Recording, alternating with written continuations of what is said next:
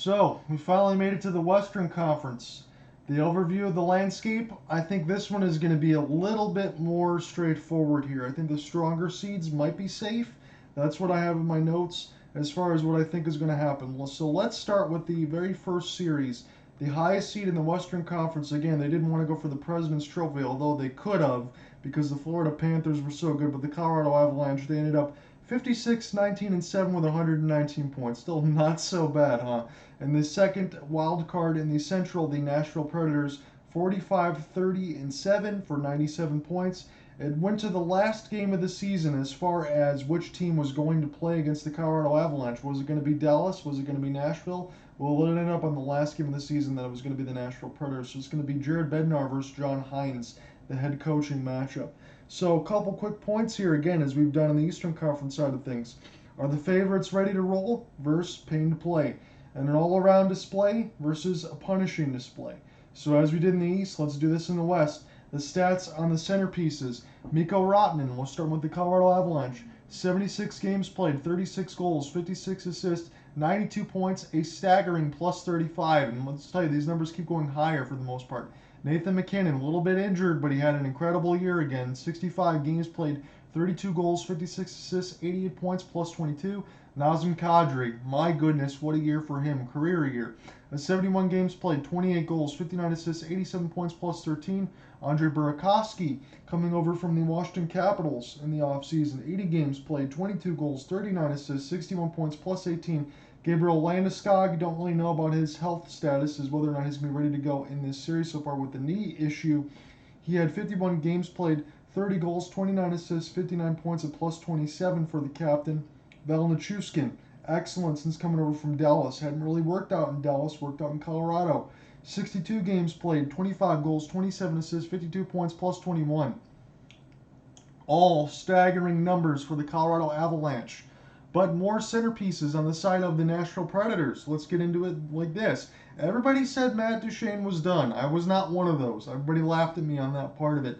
But 78 games played, 43 goals, 43 assists, 86 points for Matt Duchene. One of the best players for Colorado, now on Nashville, one of the best players for Nashville. Filip Forsberg still going strong. 69 games played, 42 goals, 42 assists, 84 points. Mikael Granlund, also one of those guys in that same argument with Duchene. 80 games played, 11 goals, 53 assists, 64 points. And Ryan Johansen from the Columbus Blue Jackets and now with the Nashville Predators within the last couple of years. 79 games played, 26 goals, 37 assists, and 63 points. There is a lot of production. The reason why I didn't mention all the plus-minus side of things for the stats on the centerpieces for Nashville is because those numbers were at 9 or less or in the negatives as far as the plus-minus in comparison to the 30s and 40s that I mentioned. But it gets much worse on this side here for the Nashville Predators in the sense of this. Best defenseman that we have in the series. This might happen to be the best defensive matchup that we have in all 8 series in the Stanley Cup playoffs in the first round. And it starts like this for Colorado. Cale Makar, second in points among defensemen. 77 games played, 28 goals, 58 assists, 86 points, and a staggering, mind-blowing plus 48. And it gets even worse. Devon, 66 games played, 13 goals, 44 assists, 57 points, and a plus 52. Erik Johnson, 77 games played, 25 points, a plus 22. And Josh Manson, since coming over from the Ducks, I don't know what's going on with him, but he's a minus 10. He's got to be able to pick that up. He's one of those guys they brought in there for a second, third round pick that was supposed to solidify some stuff for Colorado in the back end. That's not worked out right now. For Roman Josi and the Nashville Predators, he was the very best in the NHL as far as points production. 80 games played as well. 23 goals, 73 assists, 96 points. Mattias Ekholm, 76 games played, 31 points, plus 14. Alexander Carrier, 77 games played, 30 points, plus 26. And Dante Fabro, 66 games played, 24 points, plus 13. So I don't know what's going on in Nashville, but we've seen this for years and years and years now.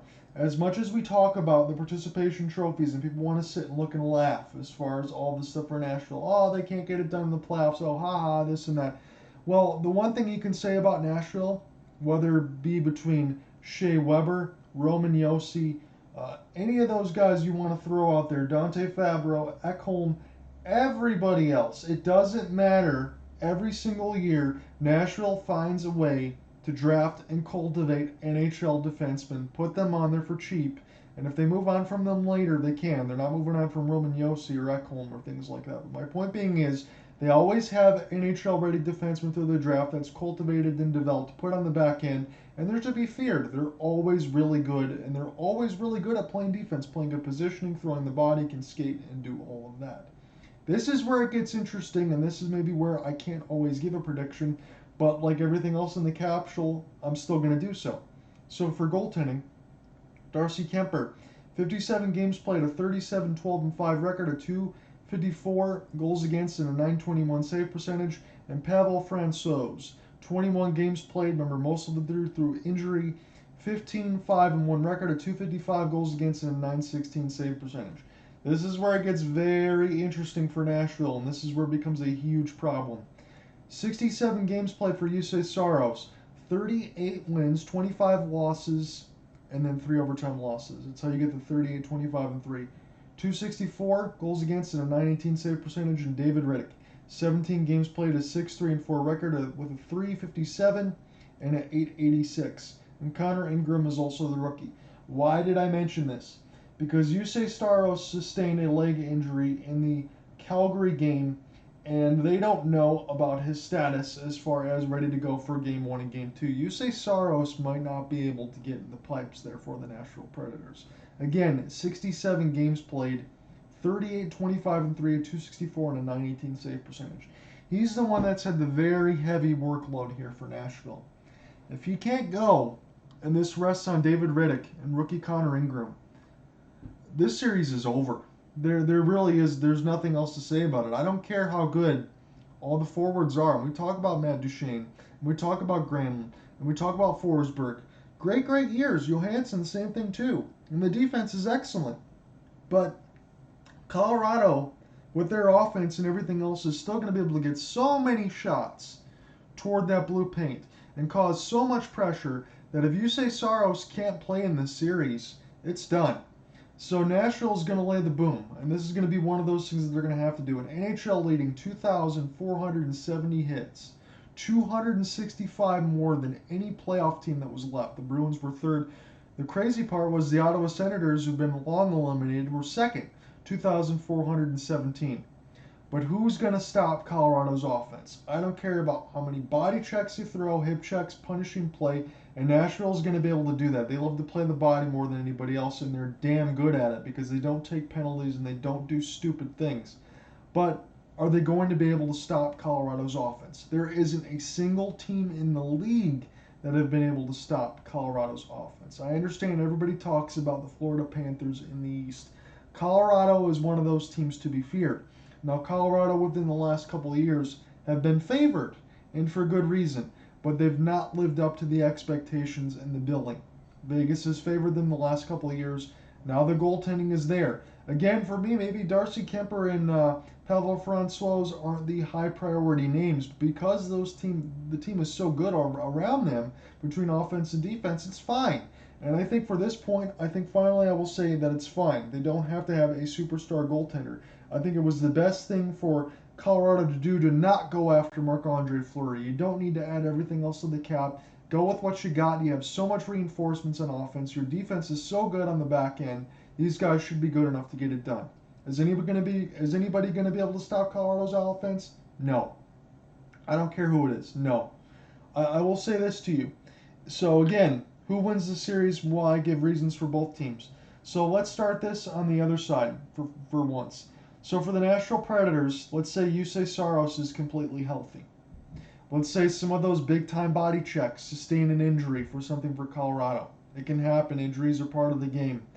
That could turn the series completely on its head.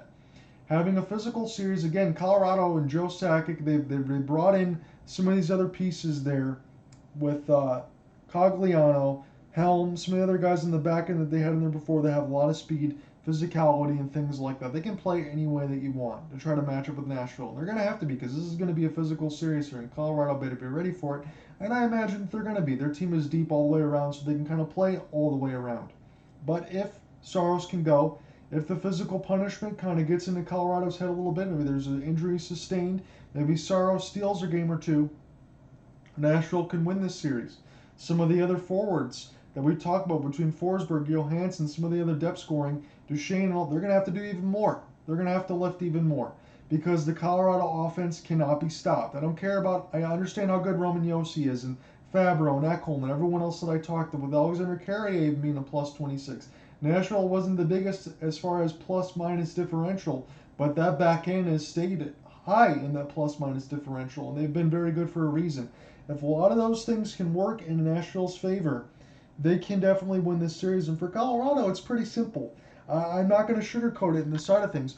All they need is the team to be able to do the same thing that they've been doing all year. Nothing more, nothing less. Nobody even needs to give any more than they've already given so far this year.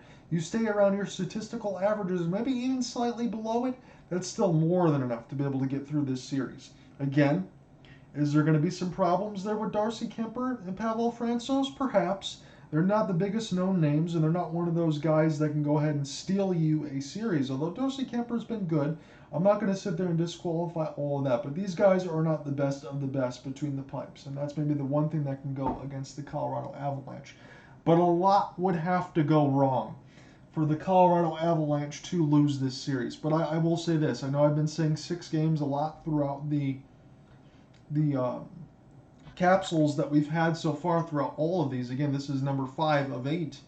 But a lot would have to go wrong for Colorado to absolutely lose this series. But do I believe the Nashville Predators, even before all of this, are capable of winning a couple games? Yes, I do.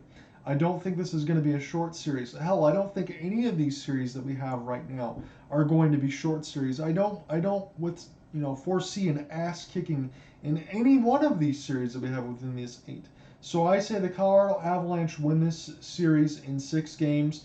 But if you say Saros can't go, if he can't go, I do have to make an amend there. This series will be over at least in 5 or less if Saros can't play, because I just don't see how David Rittich or Connor Ingram or anyone else they throw in there.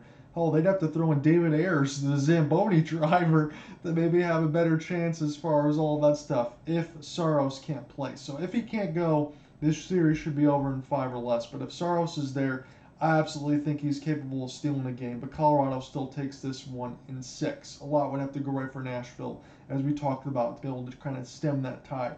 Game 1 of that series in the Western Conference will begin on Tuesday, May 3rd at 9:30 p.m. Eastern on ESPN.